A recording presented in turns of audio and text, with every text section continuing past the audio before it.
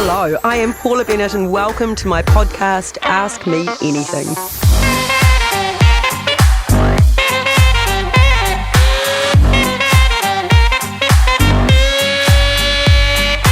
I've gone through plenty of ups and downs in my life and have learned a lot along the way. But now that I've got a midlife crisis reinvention under my belt, I know it's never too late to learn something new. That's why on this podcast, I talk to Kiwis from all walks of life to hear about how they got to where they are, get some advice and guidance on some of life's biggest questions. I am joined by someone I've had a lot to do with over the years, journalist Guyon Espiner. In fact, it's a bit of a reverse today with me getting to ask him questions, which is fun. You've totally turned the tables on me. How many times have I interviewed you? Yeah, I used to get quite nervous about it too. On those longer form ones, yeah? Yeah. Quite. Yeah, there was a bit of that, wasn't there? Yeah. Oh, well, so you might be a bit of a revenge strategy today, is there? So, as you can pick up, I first came across Guyon when I was an MP, and at that point I also was on the breakfast show. I was a young gun. You were back in the day, weren't you? I remember that. Yeah, I might have even had something to do with getting you on the telly at that point. I think you did. I remember you saying they've asked me, and I said that you and Darren Hughes. That's right, yeah. And we also picked a Dern and Bridges later on, so we did all right. You did all right. We did all right with that. And I hear Bridges has got a podcast probably rivaling yours. I'm not quite sure that it's up to the standard. But no, we always loved interviewing you because you actually said stuff that was real, that people could understand, that people could engage with. So we could spot that pretty early. Well, I loved it, and you were quite right in that it did help me in my career because you got comfortable being in front of a camera. And interesting fact is that Darren and I are still mates. Are you? That's good. You've kept a few of those connections. You've kept a few from across the aisle too, eh? Over the years. Yeah, a few like that. They're the people you sometimes have the most in common with, right? Yeah, that's right. Anyway, everyone, the good thing is Guyon, of course, is on Radio New Zealand. He does investigative work, and as a result, he has written a new book, part memoir, part investigation into the alcohol industry. The book is called The Drinking Game.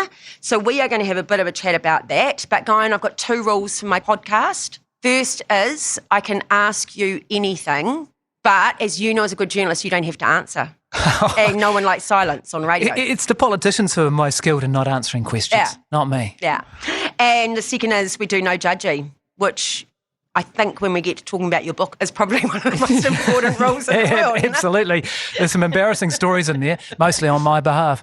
Okay, ease us in, some icebreaker questions. When you were drinking, did you have a party trick? Yeah, I did actually, and it involved drinking absinthe, which was about sort of 70 or 80% proof alcohol, and used to play this game where you'd get a shot glass and you'd set it on fire and then you'd whack your palm down and the drink would stick to your palm. Oh, it would suck onto your palm. It would suck onto your palm. And I did that a couple of times and I was going quite well, but of course it had left like a circle of pure alcohol on my hand. And so when I lit the third one and came down, I set my hand on fire. That story's in the book. I waved the hand around in the dark of the bar and my hand was on fire. We ended up going to the Burns unit in Lower Hutt and signed possibly the most incriminating document to ever bear my name, an ACC form saying, set hand on fire during drinking game. Yeah, and as you rightly say in the book as well, you acknowledge those wonderful people that are working and having to look after an ED, and the numbers are pretty... morons like you that do something pretty stupid. Yep. Good attention to detail. That's exactly the phrase I used. Yeah. What's a favourite children's book that you read to your daughter? Yeah, she's 9 now. She's into the Babysitters Club series at the moment, so I'm reading her. I usually read her that before she goes to bed. But yeah, back in the day, very fond memories of the classics, you know, The Lion in the Meadow, The Tiger Who Came to Tea. I loved that book. Still love that book.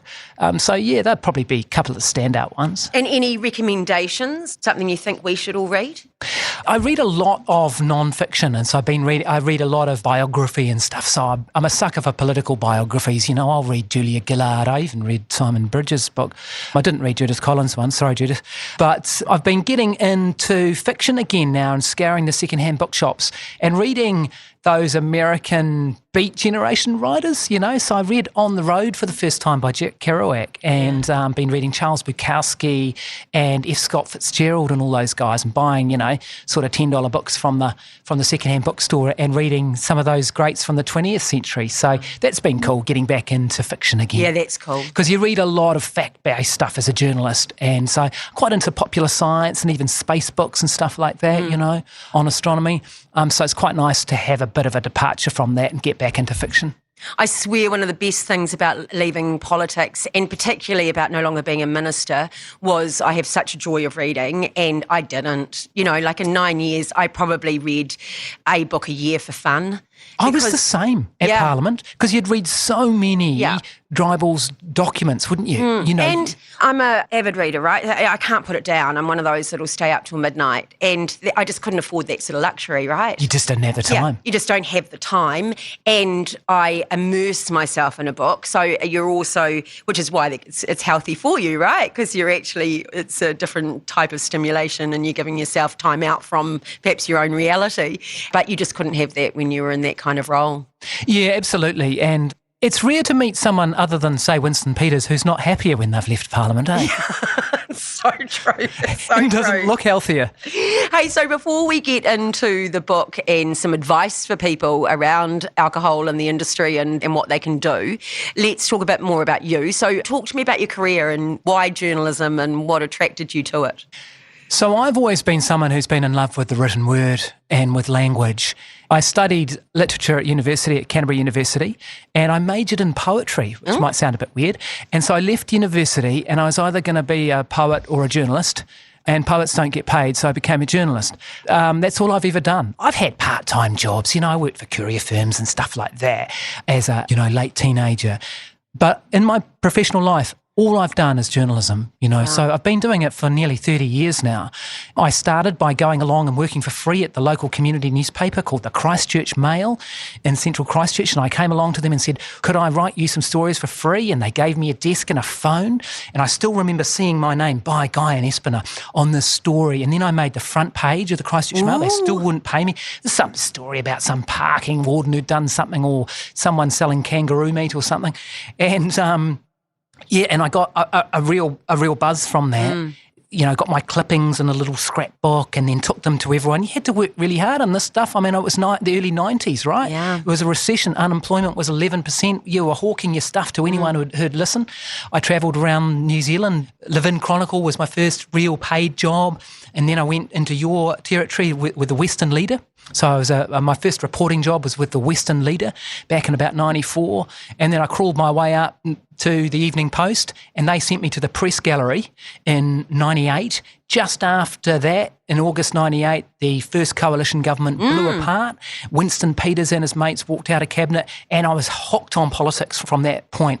And it took me 14 or 15 years to get out of that place because I absolutely fell in love with political journalism, and it's been a massive part of my career. And as you say, you left while you still loved it too, didn't you? You didn't get to the point where you kind of hated it, which I think is important. Yeah, and I think maybe you did too. You climbed a lot higher than me. You were Deputy Prime Minister, weren't you? I was still a lowly journalist, but yeah, I think that's right. And I look at people like Simon Power, who took a similar sort of attitude to it, although our positions are all very different. Look, I'm going to do 12 years or I'm going to do a certain amount of time and give it death. I really did do, as I'm sure you did, 120% or however you want to phrase it. And I didn't want to be someone who just coasted in there. I loved it too much for that. And I like to be able to do something really well, not quickly, but really well over some time, and then bank that and move on. And I'm proud of the work that I did there. You should be. And so I liked that feeling and felt it was time to go. And so you've done, as you've said, written, you've done the newspaper, you've certainly done TV because we've all seen you there, and now you're more radio, but you're doing that investigative, and of course you're still able to write. Is it just about sort of stage in life and opportunities that's seen you do that breadth of journalism work? Yeah, it's an interesting question because I've only done the one career and probably will always be a storyteller. But, I would extend that into, making documentaries, possibly even making docudramas in the future, book, radio, TV, writing, as you say. I think if you're going to keep alive in an industry like this, you've got to be able to do multimedia stuff. And certainly the younger ones coming through, that's pretty natural for them, and that's the way the world works. I mean, you're not going to survive as just a newspaper reporter nowadays, really, certainly not coming into the industry. So I'm lucky that I've been able to have a crack at different forms of it, and it just keeps you interested. You know, I think you need that. You need new challenges as time goes on. Last couple of years, we've made 2 docos. In fact, it was a doco that started this kaupapa here. So, you know, I like to every year go, what's going to be new about this? What's going to be new about this year?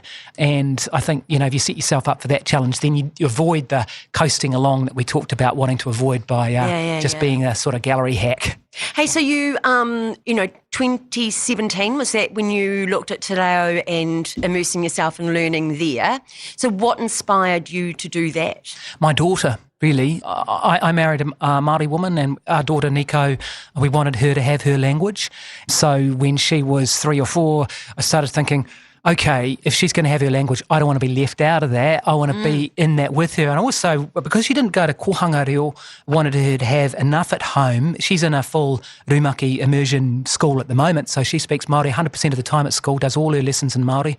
So to get her there, wanted to be able to have enough of it at home to make it comfortable for her. So, yeah, that's why I started. Just sort of fell in love with the language a bit and just kept working at it. So Nico's in full immersion. I don't know, but I feel like she's got 2 quite intelligent, strong, opinionated parents. Would that be fair? Yeah, there's quite a bit of sass in there.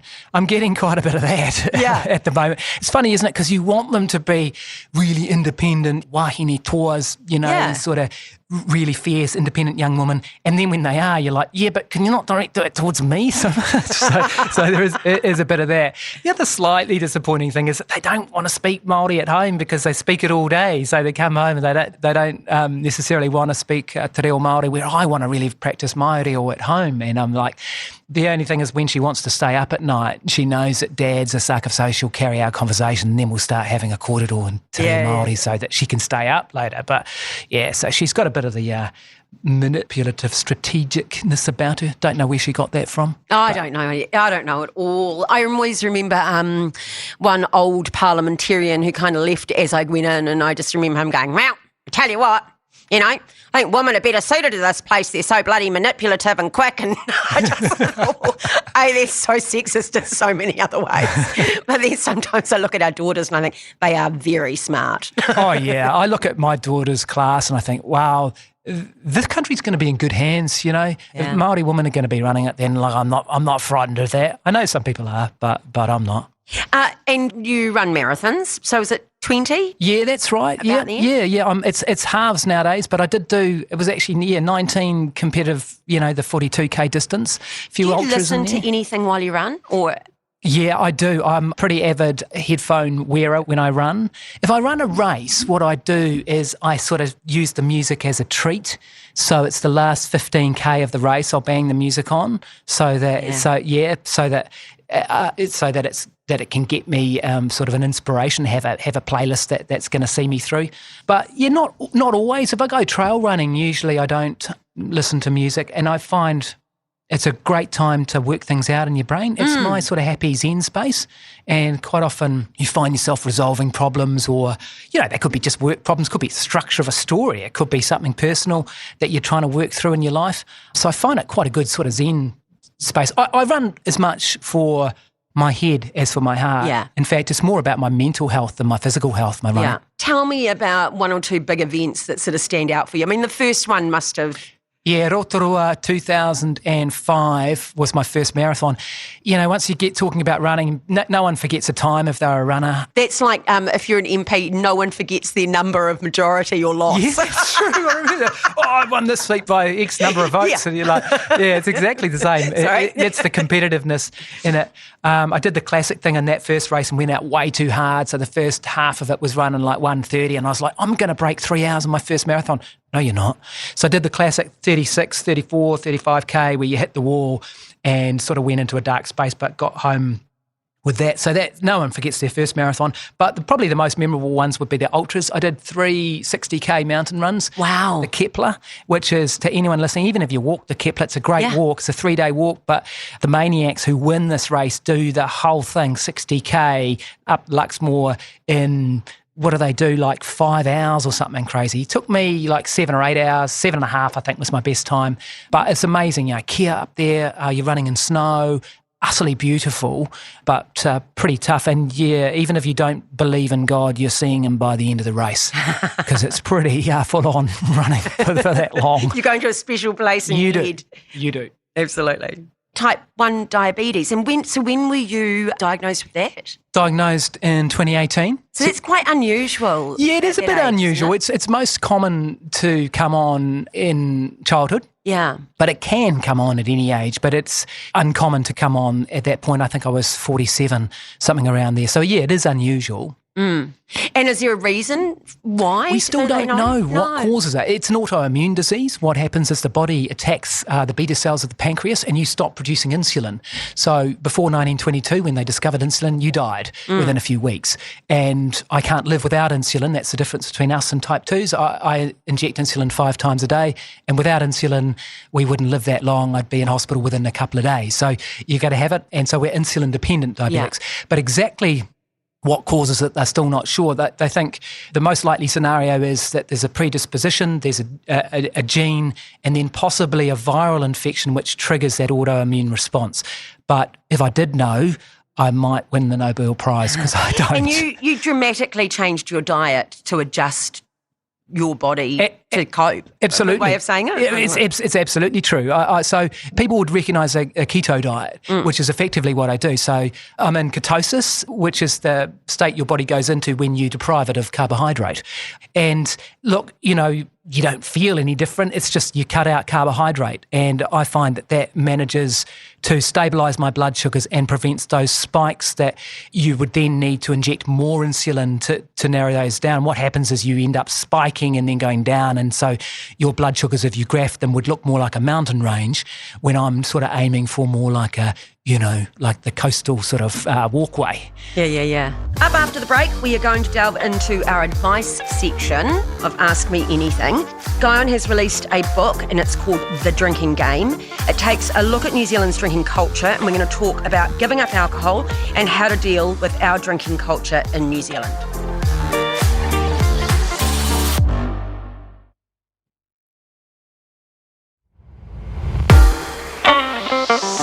Talking to investigative journalist Guyon Espiner, and we are now into the advice segment of the podcast, which is around your new book, The Drinking Game. You tell a lot about your own story in it, which I think makes it a nice, easy read.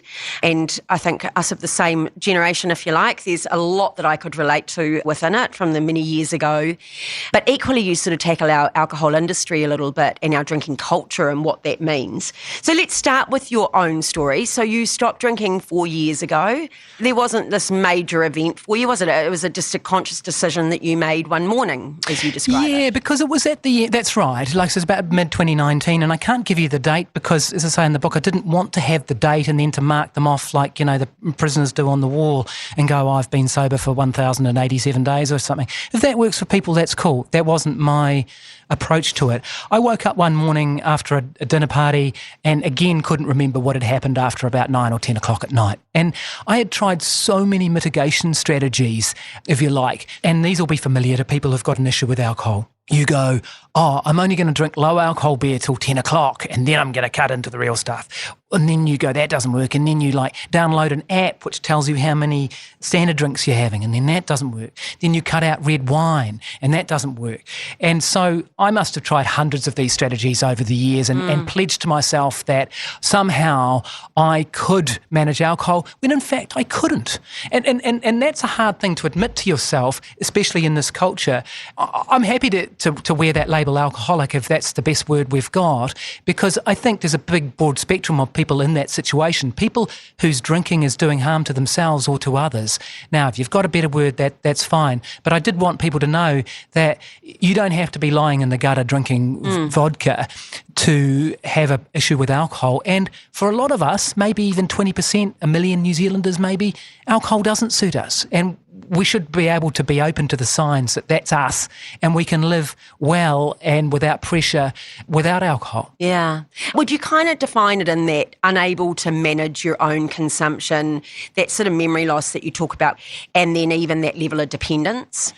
Yeah, for me, it wasn't really dependence in a chemical sense. And so for people who have those issues, I haven't got obviously the scientific or medical or counselling advice for that. I was luckily not to have the chemical dependence. When I gave up very easily, and I've never really wanted to drink again. So I didn't need to go through those programs that some people will. So that's quite different. But yeah, I'd describe it, if you're worried about your drinking for whatever reason, then you do have a problem. And they call it hangxiety now, which I quite like that phrase. Yeah. And I used to have it all the time, that when you woke up and you had that shame, you know, that feeling that I'm not happy with the way that I behaved, or I'm not fully in control of this. And often you hadn't done anything too bad, but it was just that weight of anxiety about it. And there's a couple of things going on there, because chemically it increases anxiety as well, unfortunately, alcohol, after you've been drinking. It does this weird trick, doesn't it, where you get relaxed and you feel eased up while you're drinking, but then afterwards it actually chemically does increase anxiety, and then there's the worry about the shame. And I say in the book too that one of the best things about giving up alcohol is that lightness of being, that you don't have that feeling of shame or feeling like you've let yourself down. Yeah, I remember with my doctor in my 20s, and he asked the question about alcohol, and I said to him, I can easily go a couple of weeks without a drink, and then I'm ready to party, and I go hard. And so we sort of talked about what going hard looked like and that sort of thing, and he called me a bud, and he said, you're a building up drunk. Is that? I've not heard that. Yeah. So when I was reading your book, I was waiting for you to sort of say it. And is it a bit like a binge drinking? Yeah. But you can go further, and you. I could obviously go further, but then I would, particularly in my 20s, you know, I would literally almost get anxious that I needed a night out. Do you know what I mean? Like, I'm ready. I've got to plan this. I've got to have a big night. You know? I recognise that feeling too. Yeah. So I was building up for it. And building up, and it was just sort of playing in my head, you know, so I didn't need it in between times. In fact, I couldn't afford it. So, you know, like, it wasn't a big feature. But yeah, he called it a bud, and I quite related to it, and it made me look at my I thought bud meant something else out in West Auckland. Yeah, well, it does. There's a lot of those, a lot of different meanings for it. But you talk a lot about that sort of drinking culture, and you and I were in the 80s and the early 90s, and man, you know, like spirits and alcohol, and particularly for me, I was in Taupo, you know, that small town kind of thing. It was just played such a big part of being a teenager and in your early 20s. Totally. I grew up in Christchurch, and we started going into the bottle stores at 14 or 15, and I reckon at 15 I probably looked about 12. And the drinking age was 20 in those days. Yeah, it was 20. But they'd let you in, no problem. And, you know, we thought that it was just fun. And for a lot of people it is. And so I don't want to, you know, and there's no preachiness in this book, as you will have recognised. So it's not about being a killjoy. What we didn't know, though, as kids, is that really heavy drinking patterns at that age can set you up for a lifetime of addiction and drinking. And for me, while a lot of people grow out of it after university, say, or whatever they've done in their early 20s, and then maybe they get married or, you know, have kids and things change. But for a lot of us, it doesn't. And those patterns, it's just that the wine gets more expensive and you're drinking in a slightly better class of establishment and the food gets better. But your alcohol intake has that same pattern. Yeah. And unfortunately, and there's a couple of others too, you know, that had similar kinds of experiences to me. And so, you know, those patterns can be hard to break. And even your parents and your parenting, because, you know, you give an example of ending up in the cells and Dad having to come and get you, and then the next night you're having another drink. And I was just thinking, by crikey, if that was my 16-year-old, they'd not be up the next night, you know what I mean? Like, but then I was remembering with me, I would have been brought home from the police about 3 times for drinking underage in the pub, and they never arrested or anything. They just literally, my older brother, who was legal, when I'd turn up, he would ring the police. He'd go behind the bar because we had no cell phones, and he'd literally ring the police to get me kicked out so that I wasn't bringing him down by being there. So it was quite a regular occurrence that the police would bring me home. And my father, though, would stand there and go, I'm absolutely thrilled she's there. Actually, it's better than her being at a barn party out in the middle of a farm where there's no adults looking at her. At least if she's drinking there, she's got a bouncer, she's got a barman, she's got her brother around her, I hope.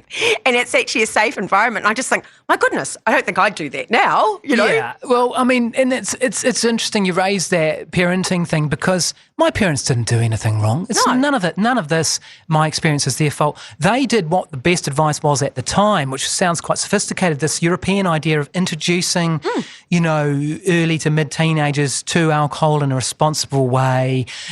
So they were all about that. And my two brothers, I don't think I've seen them drunk in their lives, right? So, but there was just the gene in me that, I literally didn't have that off switch. And some scientists now say is a signal that sends from your liver to your brain that you've basically had enough. And I didn't have that. You'll watch them in any social group, that person who's slurring their words in the mid to late evening, and then they do it again next week and again the next week, and they don't have that signal versus someone who's had 3 or 4 glasses of wine and then goes I'm going to take a bit of a break now and then maybe have a whiskey later on at night or whatever, and I've had a really lovely night. So this isn't about telling people not to do that. Hoia tō waka, do your thing. Yeah. That's all cool. But there are a lot of us, we don't have that off switch. And so we don't know when to stop. So how, for people out there that might be looking at stopping, I mean, and you really raise it in the book, one of the fears is the social aspect of it. And actually, my friends, and some of them that you actually seek out, it's so that you're going to have drinks with them, right? And then taking away that alcohol is kind of scary. It is. Think about what that relationship looks like. So from your experience, how has that been? Oh, that's the hardest part of it. The hardest part of it has been the social side of it and the expectations of others. I think I said in the book, having been a heavy drinker for 3 decades, no one once said, hey, I think you're drinking too much, or why do you drink so much? And then when I gave up drinking alcohol, they said, why aren't you drinking? Yeah. And so it's quite amazing the weight of expectations from others. I've got a friend who, she had a concussion in a car accident, and she had her wine drinking buddy, and her doctor had told her not to drink while she was recovering from this concussion. And the friend was like, oh, surely you can just have a few. Surely you can just have a few wines. This idea that it's so intrinsically woven into our social relationships. I mean, isn't it weird that a drug has that status? It's quite an unusual thing. And one of the mind experiments I like to do is if you swap that out for any other drug, you'd think the person was insane. Yeah. Yet the science, it's not my opinion, the science will tell you that alcohol is the most dangerous drug we have in terms of the damage to the user and the damage to society. No one on magic mushrooms goes around bashing people up and stabbing people and beating their wives and crashing their cars. Yet we allow alcohol this place because of the deep, massive cultural roots that it's had over thousands of years.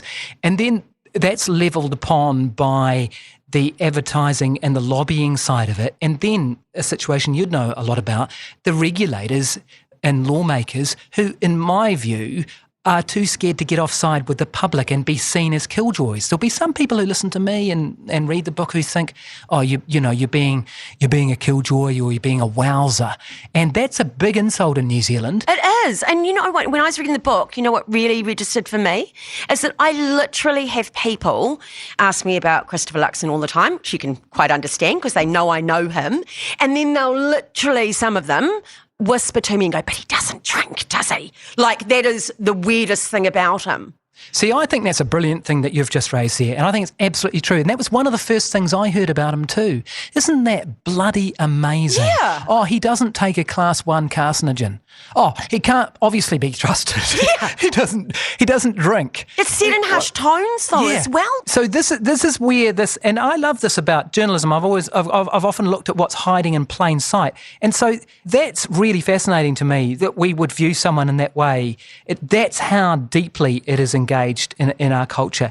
And so part of the reason for writing this book is just to turn this around and go, why is it that we think in this way? Yeah. And I mean, he doesn't drink because he had an uncle who was an alcoholic, and he just saw that and just went, that will never be me. Yeah. And it doesn't need to be part of my life. And I'm hoping with people like Paddy Gower as well, who's got a lot of resonance out there and has done a lot of work in this space, and hopefully this will have some influence along the way, that it's easier to be that guy who doesn't drink. Because at high school, I don't know what it was like with you, high school, and I went to Canterbury University, but high school even, if you didn't drink, I don't remember any kids Certainly not anyone that we would have hung around with who didn't drink. You couldn't have got, I don't think you could have got away with it. Even now, though, Guyon, I can be at functions and things, and I find myself lying as to why I'm not drinking. Like, I'll say I'm driving, even if I don't have to drive. Well, or I will, they're you know the what I mean? excuses, aren't they? Well, it depends what's available to you. You're either pregnant, which never worked for me, you're driving, and I think that's about it, isn't it? You might have been able to get away with it if you had some sort of religious exemption or something, but it's a bit like that, isn't it? You know, where's my exemption certificate for not taking drugs? Like, it's kind of a weird mindset, eh? It is. It is a really. Do you think it's getting better for our youth and that the culture is changing? I think so. Well, for a start, the numbers tell us that, right? So the statistics tell us that younger people at least reporting not drinking as much, and I think that is probably true.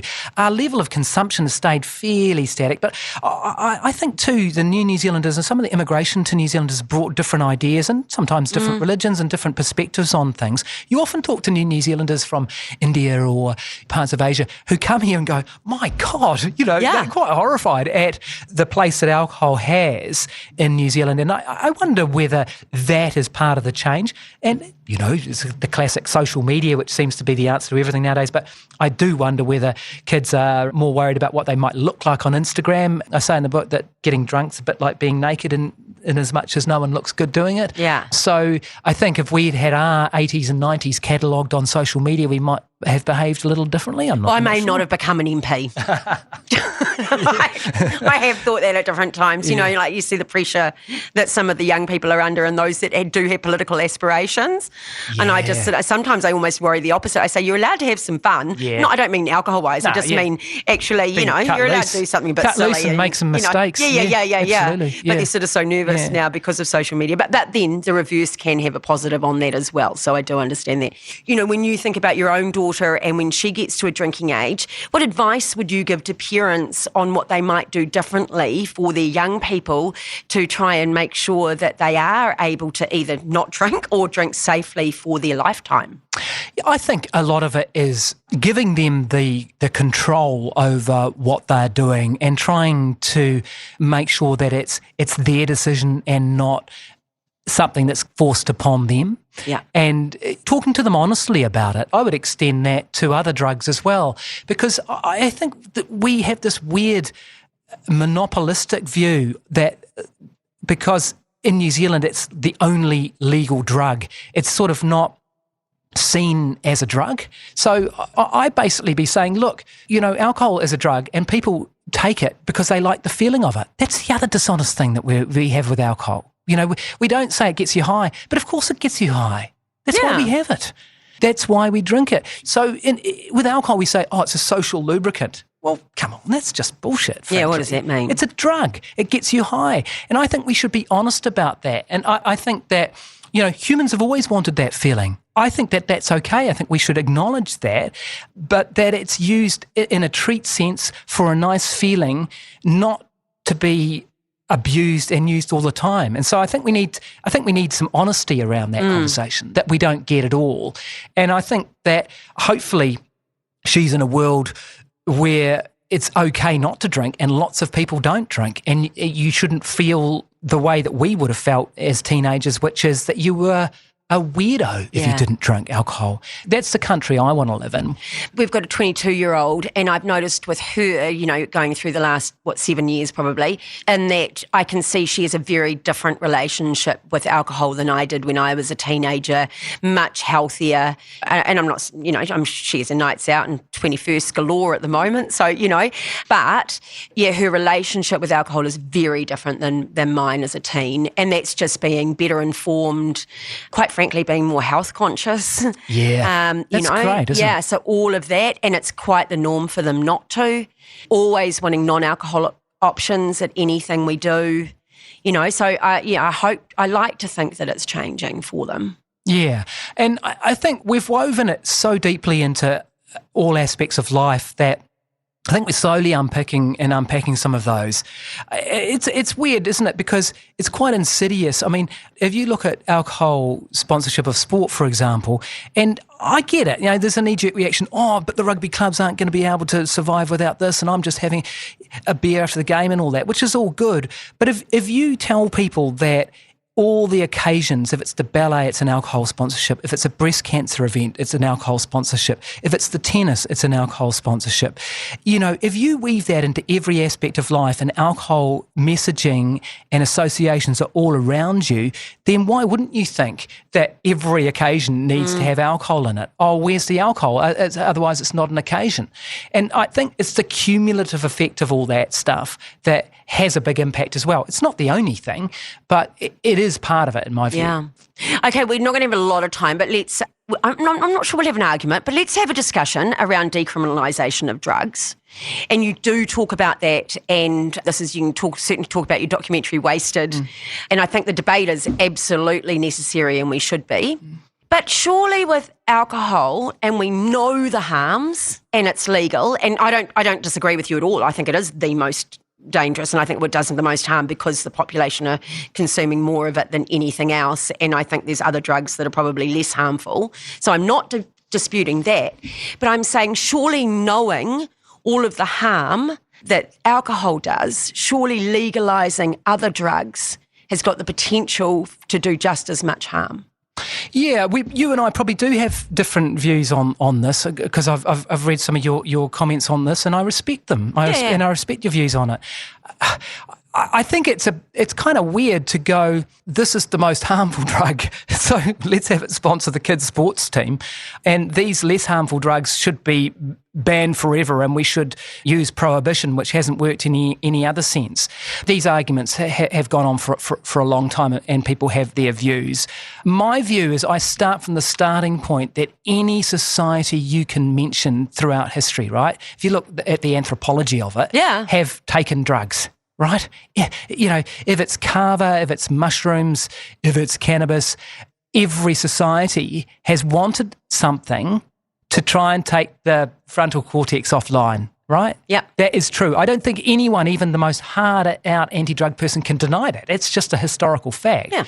So if you start with that position, don't you then move to go, okay, what is the best way in which people who want to have that feeling can do so safely, right? I mean, wouldn't we pretty much all agree with that?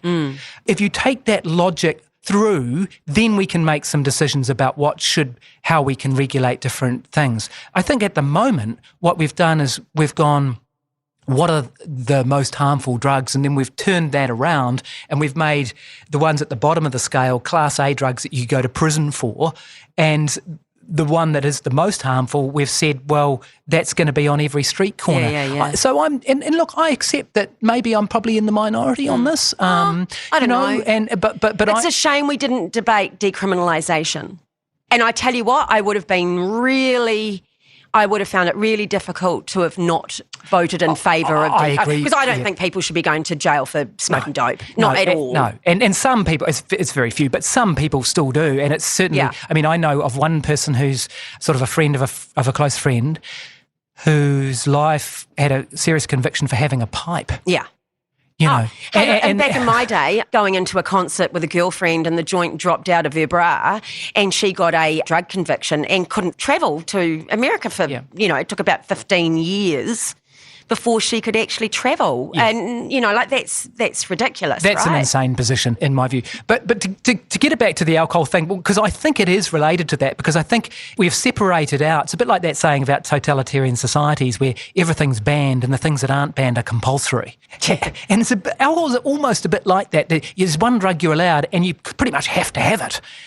Yeah, well, you're a weirdo if you don't, as I say. Literally people in hushed tones, And I reckon that we should talk about regulation of all drugs with the acceptance that some of us at some points in our lives are going to want to have some offline time. Yeah. And so I see it enmeshed in that wider context about drugs.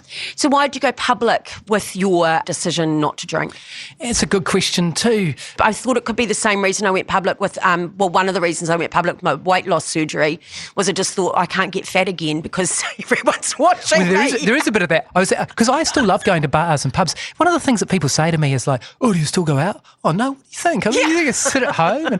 But I was at a pub and someone said, oh, it is true, because I was drinking Diet Coke or something. They were saying, oh, it is true. And I was like, well, do you think I made it up? Yeah. But no, look, But it is hard doing this stuff, eh? And it's similar because it's actually no one else's business. No, and I was on the project last night and they ran this piece and they did the promo, and the promo said he set his hand on fire in a bar, he spent a night in a prison. So I thought, shit, this sounds pretty bad.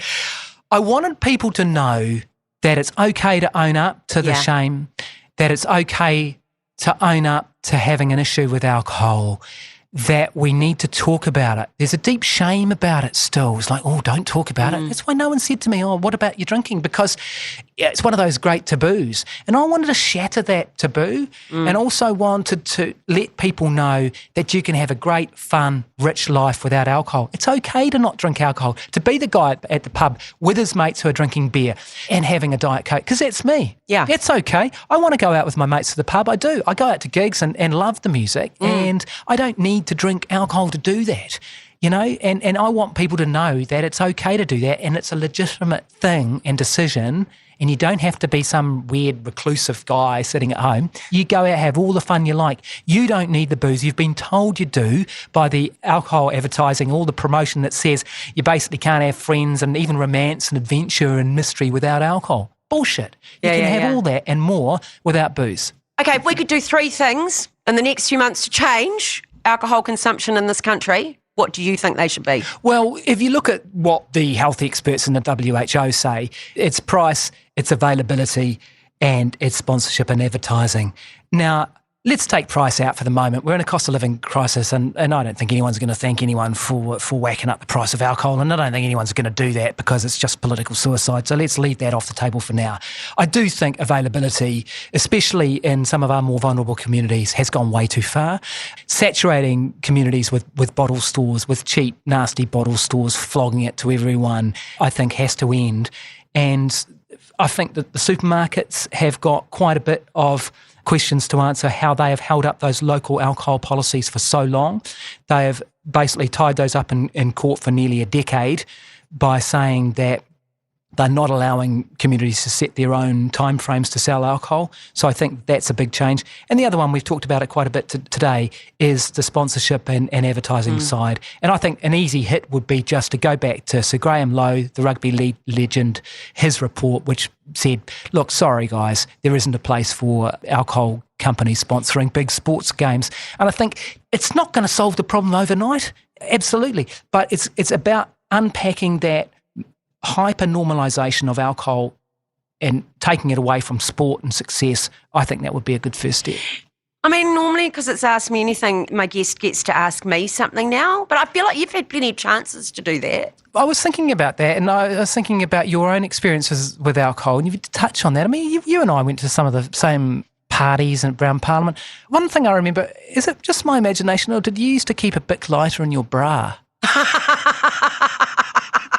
It's a good way. It's a good way to catch cigarettes off the smokers on the night that you're having too much to drink. I didn't make that up, did I? I shall neither deny nor accept that as a something. I'm definitely got an addictive personality, right? You know, everything I do is sort of full on and it needs to be and all that sort of thing. So the way, certainly in politics in particular and that sort of thing, was that discipline of wanting something more. Is how I curtailed my drinking.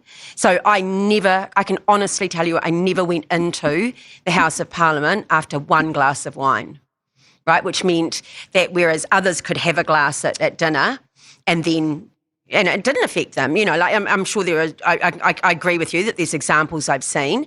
But for me, I'm not saying I couldn't just have one. And then particularly the more senior I got, I was just like, that will never happen to me. And then I remember fairly early on as a minister, and the John Key Prime Minister was overseas at the time, and a story was that the opposition were getting up, and it was about my portfolio, and I can't remember the details of it.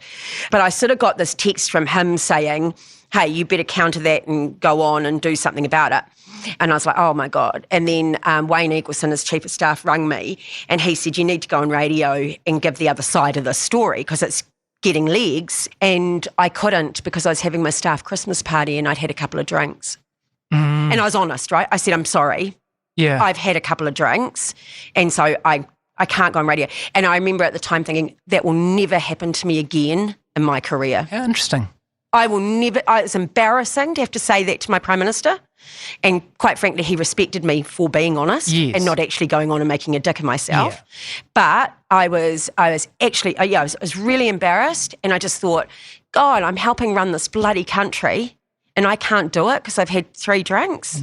That's not happening to me again. Yeah. And you're fighting there that cultural idea that you can't have the party without alcohol, eh? Yeah. And that expectation from everyone else that, oh, you're not really joining in the party because you're not drinking. Yeah. So that's part of the weight of expectations. But yeah, good on you for knowing yourself and sticking to that. Yeah. That's impressive. So I'm certainly not saying I didn't drink. No. I just absolutely, I curtailed substantially and knew that if I was absolutely planned that, you know what I mean? I didn't have to go on radio at 7 o'clock at night. Or 7 in the morning and talk to me. Yeah. Or... You know, you're the deputy leader of the party. You know, I could be called into that house at 9 o'clock at night any time.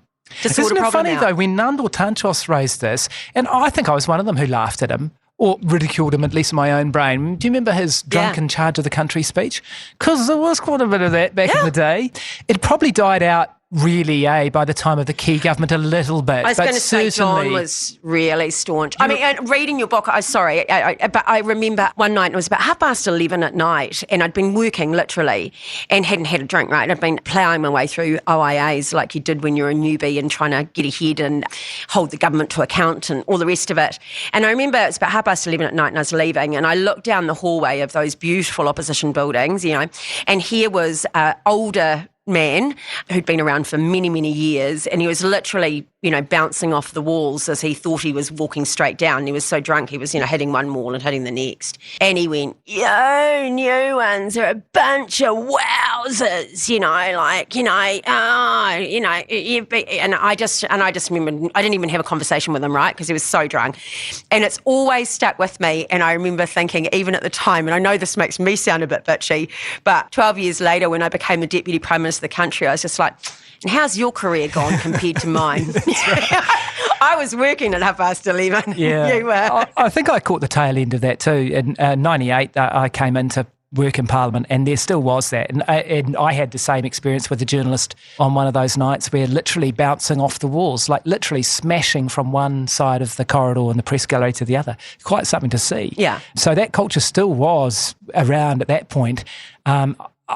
They tell me it isn't now. There might be pockets of it. So I think we are changing. Yeah, I think we are too. Guyon, thank you for your honesty today and for your book. And if people want to know more, The Drinking Game is available in stores. I also talked about Proof, and I watched it on YouTube. Yeah. Yeah, and then you've got Wasted as well, and that's a doco. So that's both free documentaries that you can see, made by RNZ, did screen on TVNZ, but are available for free on YouTube. Yeah, absolutely. Look, I recommend it. It's a great read. It was an easy read, and I learned a lot, and as you can hear, it kind of got me thinking, and it was thought-provoking, so I recommend it. And that wraps up another episode of Ask Me Anything. You can get in touch with me by emailing askpaula@nzherald.co.nz. Feel free to send me through your questions for the podcast or any thoughts. I'm on Facebook, I'm on Instagram, and I'm on LinkedIn. Make sure you follow Ask Me Anything on iHeartRadio or wherever you get your podcasts. You can also read my weekly column in the Herald on Sunday. I'm Paula Bennett. Ask Me Anything. Goodbye.